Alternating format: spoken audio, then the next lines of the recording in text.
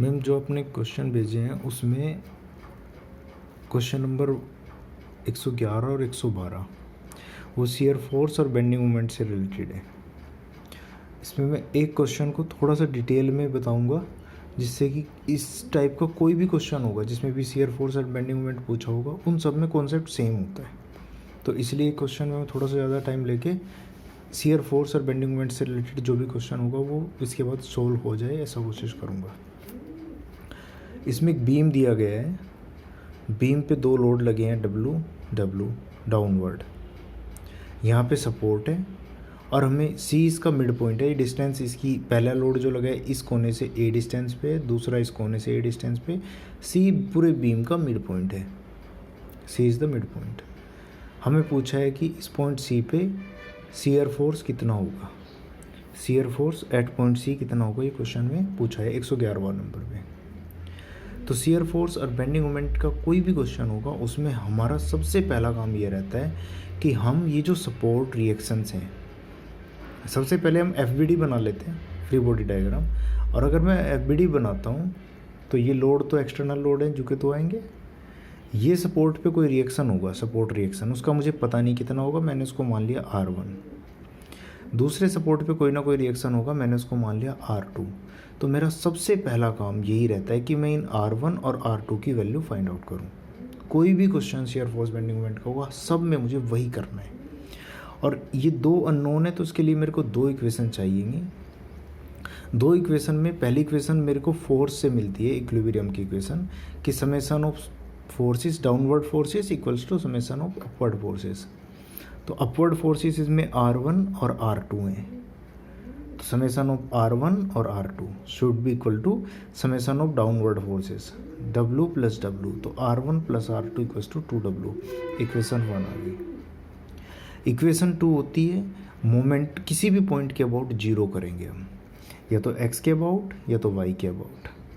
अगर मैं y के अबाउट मान लो कि मोमेंट जीरो करूँगा तो वो कितना आता है, मोमेंट होता है फोर्स इंटू परपेंडिकुलर डिस्टेंस।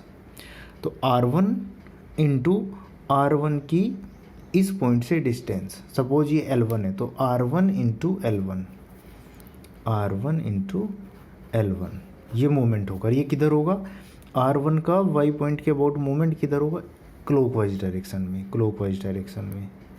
तो इसको सपोज हम क्लॉकवाइज को पॉजिटिव ले लेते हैं। फिर दूसरा फोर्स कौन सा है, R1 के बाद W। तो W का y के अबाउट मोमेंट कितना होगा, W इंटू W की y से जो डिस्टेंस होगी, सपोज L2, तो W इंटू L2। और डायरेक्शन किस क्या होगी, y के अबाउट, ये किधर घूमेगा, एंटी क्लॉकवाइज। तो एंटी क्लॉकवाइज मतलब माइनस W इंटू L2। फिर W के बाद दूसरा फोर्स कौन सा है, W ही है, तीसरा फोर्स। तो इसका मोमेंट कितना आएगा, ये भी एंटी क्लॉकवाइज घूमेगा, W इंटू W की डिस्टेंस y से, जिस पॉइंट के ऊपर मोमेंट निकाल रहे हैं उससे डिस्टेंस, सपोज L3 है, तो माइनस W इंटू L3। उसके बाद फोर्स कौन सा है, R2 y से होके गुजर रहा है तो इसकी डिस्टेंस इससे जीरो, तो इसका मोमेंट भी जीरो हो जाएगा। तो इन सब का जो, ये एंटी क्लॉकवाइज थे दोनों, इन सब का जो समय वो जीरो आना चाहिए। तो यानी कि यहाँ से आप निकाल सकते हो R1 into L1 equals to W into W common है तो इंटू L2 प्लस L3 कर सकते हो। तो R1 की वैल्यू आप यहाँ, ये इक्वेशन नंबर 2 आप मान लेते हैं। L1 L2 L3 की वैल्यू आप यहाँ से कैलकुलेट कर सकते हो। सपोज ये डिस्टेंस दी है, ये L3 है, ये डिस्टेंस अगर A है बीच की तो A प्लस A, L2 जो माना है मैंने इस फोर्स की डिस्टेंस वो 2A हो जाएगी। L1 था इस फोर्स की डिस्टेंस यहाँ से टोटल, तो A 3A हो जाएगी। अगर आप इन सब वैल्यूज़ को सब्सटीट्यूट करो इसमें तो R1 आएगा W into L2 plus L3। L3 कितना है A, L2 है 2A, तो ये आएगा 3A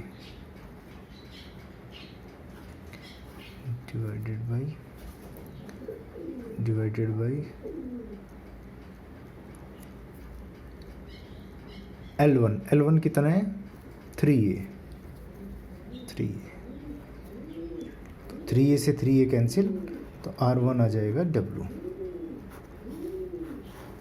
अब ये R1 की वैल्यू आप इस इक्वेशन में रख दो, R1 प्लस R2 2W है, R1 इक्वल्स टू W, तो R2 भी W आ जाएगा।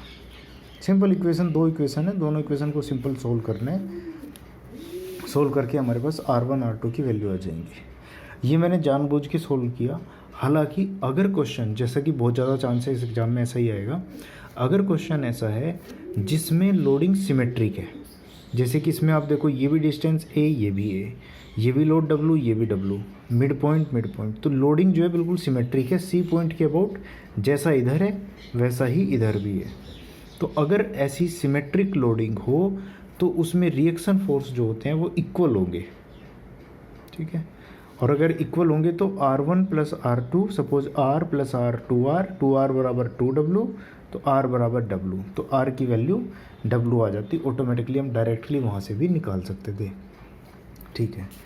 तो खैर मैंने स्टेप 1 कैलकुलेट किया, R1 की वैल्यू मैंने निकाली, वो आई है W, R2 की वैल्यू भी W आई है, ऑफकोर्स आनी भी थी क्योंकि लोडिंग सिमेट्रिक था। अब मुझे पूछा है इसने shear force at point C।